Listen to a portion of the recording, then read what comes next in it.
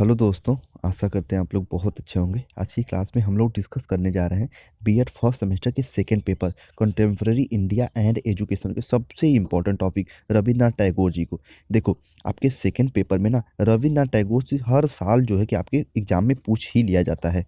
ठीक है, कभी इनके जीवन परिचय के बारे में, तो कभी शिक्षा के में इनका क्या जो कि प्रमुख योगदान था उसके बारे में, कभी कभी इन्होंने जो शांति निकेतन की स्थापना की उसके बारे में, कभी कभी विश्व भारती के बारे में भी पूछ लिया जाता है। ठीक है, चलो इनका जीवन परिचय से शुरू करते हैं। देखो, ये लेक्चर बहुत इंपॉर्टेंट होने वाला है मेरे भाई, क्योंकि सेकंड पेपर में ना क्या है कि थोड़ा थोड़ा सा देखो संवैधानिक प्रावधान ज़्यादा है। ठीक है, तो उनको याद करने से अच्छा है कि दो तीन लोगों को याद कर लो, रविन्द्रनाथ टैगोर जी को, महात्मा गांधी जी को और एक दो कृष्णमूर्ति जी को, तो यहाँ से आपके अच्छे खासे नंबर तैयार हो जाते हैं। ठीक है मेरे भाई, चलो चीज़ों को शुरू करते हैं। सबसे पहले हम लोग रविन्द्रनाथ टैगोर जी का जीवन परिचय से शुरू कर रहे हैं। देखो, विश्व प्रसिद्ध गीतांजलि, देखो रविन्द्रनाथ टैगोर जी की सबसे प्रमुख रचना गीतांजलि को माना जाता है, जो इन्होंने उस पे नोबेल विजेता भी पाए, नोबेल पुरस्कार भी पाए। तो विश्व प्रसिद्ध गीतांजलि और विश्व भारती के संस्थापक महर्षि रविन्द्रनाथ टैगोर जी का जन्म 6 मई सन 1861 में कोलकाता में हुआ था। ठीक है, उनके पिता का नाम देवेंद्रनाथ टैगोर था। उनके पिता का नाम क्या था? देवेंद्रनाथ टैगोर। और माता का नाम क्या था मेरे भाई? शारदा देवी। ठीक है, देखो, टैगोर परिवार अपनी समृद्धि, कला, विद्या एवं संगीत के लिए संपूर्ण बंगाल में प्रसिद्ध था। टैगोर परिवार, ना कि रविन्द्रनाथ टैगोर जी, ये पहले से भैया समृद्ध परिवार के थे। अधिकतर हम लोग जीवन परिचय पढ़ते तो यही पढ़ते हैं कि वो बहुत गरीब परिवार से थे, उनके खाने का ठिकाना नहीं था और आगे चल के बहुत बड़े आदमी बन गए। नहीं, इनमें ऐसा कुछ नहीं था। ये पहले से समृद्ध थे, इनका परिवार समृद्ध था, इनका परिवार संगीत से जुड़ा था, कला से जुड़ा था। तो ये बंगाल के एक प्रसिद्ध परिवार के रविन्द्रनाथ टैगोर जी। ठीक है, रविन्द्रनाथ टैगोर को अपने पिता से देशभक्ति, विद्वता, उसके बाद धर्मप्रियता, साधना आदि के गुण उत्तराधिकार में मिले। यानी उनके पिता में जो गुण थे वो भैया इनमें पाए गए। ठीक है, देखो, ये अपने भाई बहन में सबसे छोटे थे। ठीक है, अपने भाई बहन में ये सबसे छोटे थे। और इनकी शादी जो है वो मृणालिनी से हुई थी, मृणालिनी देवी से हुई थी। ठीक है, संसार में उनकी योग्यता और कविता का समुचित आदर गीतांजलि के अंग्रेजी अनुवाद पर सन 1913 में उन्हें नोबेल पुरस्कार प्राप्त हुआ मेरे भाई। सन 1913 में उन्हें नोबेल पुरस्कार मिला। किसके लिए? तो गीतांजलि के लिए। ठीक है, चलो देखो, नोबेल पुरस्कार पर थोड़ा सा जान लो। साहित्य, कला, विज्ञान आदि के क्षेत्र में दिया जाने वाला यह विश्व का सबसे श्रेष्ठ पुरस्कार है, नोबेल नोबेल पुरस्कार। ठीक है, चलो, भारत सरकार ने सन 1915 में इन्हें सर की उपाधि से विभूषित किया। भारत का यह अनमोल रत्न सन 1941 में, यानी अगस्त के 1941 में इस संसार से विदा हो गया, यानी वो उनकी मृत्यु हो गई मेरे भाई। ठीक है, ये जीवन परिचय है, इसे आप लोग अच्छे से कहीं नोट कर लेना। ठीक है, चलो उसके बाद थोड़ा सा हम लोग ये जानते हैं, इंपॉर्टेंट है मेरे भाई, जीवन दर्शन, फिलॉसफी ऑफ लाइफ। देखो, रविन्द्रनाथ टैगोर के जीवन दर्शन पर उनके धार्मिक, दर्शन युक्त और सुसंस्कृत परिवार का गहरा प्रभाव पड़ा मेरे भाई। उनके जीवन दर्शन को हम निम्न पॉइंटों में यहाँ पे वर्णित कर रहे हैं। देखो देखो, फर्स्ट पॉइंट है, वे ईश्वर को सर्वोच्च मानव के रूप में मानते थे। अच्छा, अद्वैतवादी थे। अद्वैतवादी कहने का अर्थ है ना मेरे भाई, देखो अद्वैतवादियों का क्या मानना था कि वो ब्रह्मा और मनुष्य में सिर्फ एक अंतर मानते थे, वो अंतर था अविद्या, यानी विद्या का अभाव। तो ये अद्वैतवादी भी थे। ठीक है, चलो थर्ड पॉइंट है, वे ईश्वर की सत्ता में विश्वास रखते थे। वे कभी उसे साकार तो कभी उसे निराकार के रूप में भी मानते थे। ठीक है, ऐसा उनका फिलॉसफी ऑफ लाइफ था। देखो, वे सृष्टि को ईश्वर की अभिव्यक्ति के रूप में स्वीकार करते थे। ठीक है, वे आदर्शवादी दर्शन तथा सत्यम, शिवम, सुंदरम जैसे आध्यात्मिक मूल्यों को भी मानते थे। वे महान क्रांतिकारी थे तथा मानव मानव के बीच पाए जाने वाले विभेद का वो भैया निरंतर निरंतर विरोध या फिर उसकी निंदा करते थे। ठीक है मेरे भाई, चलो सातवां पॉइंट है, आगे हम लोग देखेंगे विश्व भारती की जब स्थापना की उसको भी डिस्कस करेंगे, वो इंपॉर्टेंट है भाई। वे मानव को सम्मान व स्वतंत्रता दिलाकर उसकी आत्मा को ऊंचा उठाना चाहते थे। देखो, उस समय क्या था, हमारा भारत अंग्रेजों का गुलाम था, तो पता है कि भारतीयों की कैसी दुर्दशा होती थी। तो उनका ऐसा मानना था कि सम्मान और स्वतंत्रता दिलाकर ही व्यक्ति का आत्मसम्मान बढ़ाया जा सकता है, जो कि एक तरीके से सही भी है। ठीक है, उन्होंने निर्धनता और अस्पृश्यता को हटाने पर अधिक बल दिया। ठीक है, वे दार्शनिक एवं समाज सुधारक होने के साथ साथ एक प्रमुख राष्ट्रवादी भी थे मेरे भाई। ठीक है, राष्ट्र के प्रति उनका प्रेम गहरा था, सब व्यक्ति का है, चाहे जो भी इंडियन है तो उनका भी था ऐसे। उन्होंने मनुष्य मनुष्य के बीच और मनुष्य और प्रकृति के बीच एकता पर बल दिया। ठीक है, ये 10वां पॉइंट हो गया। ठीक है, इस तरीके से इनका जो था भाई फिलॉसफी ऑफ लाइफ काफ़ी इंपॉर्टेंट था, इनका जो विचार था। चलो उसके बाद हम लोग देखते हैं शिक्षा दर्शन, ये भी काफ़ी इंपॉर्टेंट है मेरे भाई, ठीक है। शिक्षा दर्शन, देखो रविन्द्रनाथ टैगोर जी ना सच्ची शिक्षा के बारे में क्या बताते हैं कि सच्ची शिक्षा द्वारा वर्तमान की सभी वस्तुओं में प्रेम और मेल की भावना विकसित होनी चाहिए। ये शिक्षा का मुख्य जो उद्देश्य भी होना चाहिए, ठीक है। उन्होंने अपने समय की शिक्षा का घोर जो है विरोध किया, ठीक है। वे शिक्षा में क्रांतिकारी परिवर्तन चाहते थे, इसलिए उन्होंने शांति निकेतन नामक शैक्षिक संस्थान की स्थापना की और अपने सपनों को मूर्त रूप दिया। देखो पहले से सोच रहे थे किसी विश्वविद्यालय या फिर किसी जो है कि शैक्षिक संस्थान की स्थापना करें, लेकिन वो जो है कि शांति निकेतन नाम से इसकी स्थापना की है, ठीक है। उनका विश्वास था कि शिक्षा प्राप्त करते समय बालक को स्वतंत्र स्वतंत्र वातावरण मिलना परम आवश्यक है, ठीक है। वे चाहते थे कि बालक की प्रकृति तथा समाज दोनों से सीखे, बालक जो है वो प्रकृति और अपने समाज दोनों से सीखे, ठीक है। शिक्षा को प्रकृति तथा मानव के निरंतर संबंधित होना चाहिए तथा उनकी व्यवस्था इन दोनों की संगत में ही होना चाहिए, ठीक है। उसके बाद रविन्द्रनाथ टैगोर की ये सबसे इंपॉर्टेंट लाइन है मेरे भाई, प्रकृति के पश्चात बालक को सामाजिक व्यवहार की धारा के संपर्क में लाना चाहिए, ठीक है। यानी कि जो आपके सामाजिक व्यवहार की धारा है, बालक को प्रकृति के बाद, नेचर के बाद उसमें उसको लाना चाहिए, ठीक है।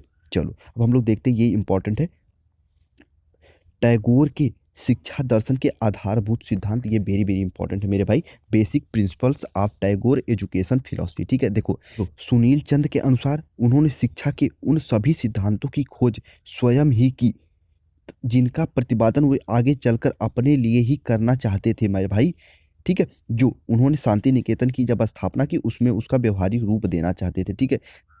टैगोर जी शिक्षा दर्शन के निम्न आधारभूत सिद्धांत बताए जो हम लोग यहाँ पे डिस्कस करेंगे। देखो फर्स्ट पॉइंट है मेरे भाई इसमें, शिक्षा को सजीव एवं गतिशील होना चाहिए, ऐसा रविन्द्रनाथ टैगोर जी का मानना था। छात्रों में संगीत, अभिनय कला और चित्रकला की योग्यता का विकास होना चाहिए, ठीक है। बालक की शिक्षा का माध्यम उसकी मातृभाषा में होना चाहिए। कल जब हम लोग कोठारी आयोग को पढ़ रहे थे उसमें भी ये बताया गया था, ठीक है। जब हम लोग त्रिस्तरीय लैंग्वेज पॉलिसी को पढ़ रहे थे उसमें मैं ये बताया था। देखो फोर्थ पॉइंट है, शिक्षा का समुदाय के जीवन से घनिष्ठ संबंध होना चाहिए और उसे सजीव एवं गतिशील होने के लिए व्यापक होना चाहिए। उसके बाद फिफ्थ पॉइंट है, जनसाधारण को शिक्षा देने के लिए देसी प्राथमिक विद्यालयों को फिर से जीवित करना चाहिए, ऐसा उनका मानना था, ठीक है मेरे भाई। देखो सिक्स पॉइंट है, शिक्षा बालकों की जन्मजात शक्ति को विकास करके उसके व्यक्तित्व की सर्वांगीण और सामंजस्यपूर्ण विकास कर सके, ऐसी शिक्षा होनी चाहिए, ठीक है। उसके बाद भारतीय बालक को भारतीय शिक्षा मिलनी चाहिए, ठीक है, ताकि उसकी जो भैया अपने अपने भारतीय भाषा में अधिकतर वो उसका उच्चतम विकास हो सके, ठीक है। उसके बाद अगला पॉइंट है, पाठ्यक्रम में भारतीय दर्शन तथा सामाजिक आदर्शों को स्थान मिलना चाहिए, ये इनका मानना था, जो कि बहुत ही इंपॉर्टेंट चीज़ है, ठीक है। बालकों की शिक्षा नगर से दूर प्राकृत के प्रांगण में होनी चाहिए, ऐसा हमारे इनका मानना था, ठीक है। कहते हैं ना कि घर से दूरी रह के पढ़ाई अच्छे से हो सकती है, ऐसा हमारे टैगोर जी का भी मानना है, ठीक है।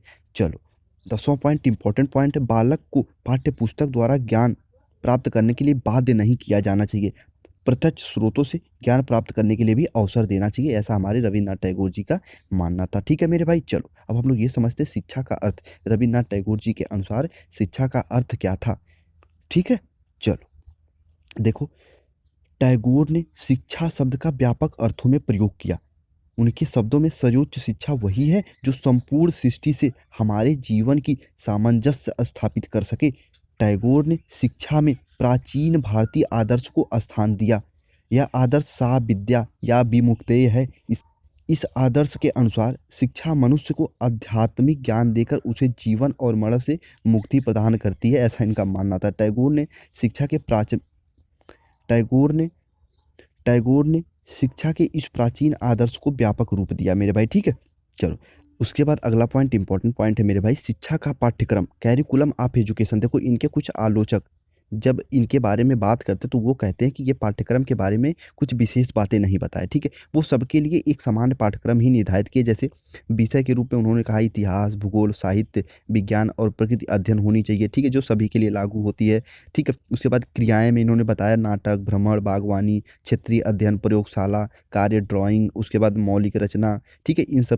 इन सब का भी आपके पाठ्यक्रम में शामिल होना चाहिए। अतिरिक्त पाठ्यक्रम की जो क्रियाएं क्या हो, खेल कूद, समाज सेवा, उसके बाद छात्र स्वशासन आदि। ठीक है, देखो उसके बाद डॉक्टर मुखर्जी जी के अनुसार जो कि रविन्द्रनाथ टैगोर जी के जो पाठ्यक्रम प्रदर्शित किए, इन्होंने समराइज करके बताया कि इस दृष्टिकोण से टैगोर की शिक्षा संस्थानों में लागू किए जाने वाला पाठ्यक्रम क्रिया प्रधान पाठ्यक्रम रहा। यानी कि जो रविन्द्रनाथ टैगोर जी पाठ्यक्रम के बारे में बताए, उसमें एक्टिविटी और क्रिया को जो है मेरे भाई प्रधान माने। ठीक है, चलो उसके बाद रविन्द्रनाथ टैगोर जी शिक्षक के बारे में कहते हैं ना, एक शिक्षक शिक्षा व्यवस्था का प्रमुख आधार होता है। तो उसमें ना ही अहंकारी भावना होनी चाहिए, ठीक है, ना ही संकीर्णता की भावना होनी चाहिए। ठीक है, वो बच्चों का भैया बहिर्मुखी विकास कर सके, ठीक है, सर्वांगीण विकास विकास कर सके, ऐसा उसका व्यक्तित्व भी होना चाहिए और ऐसा उसका गुण भी होना चाहिए। ऐसा उनका इसके बारे में कहना था एक शिक्षक के बारे में। देखो कुछ पॉइंट यहाँ समझो क्या उन्होंने कहते हैं कि ऐसे वातावरण का निर्माण करना जिससे बालक स्व अनुभव द्वारा सफलतापूर्वक सीख सके। ठीक है, ये शिक्षा एक शिक्षक ही ऐसा कर सकता है।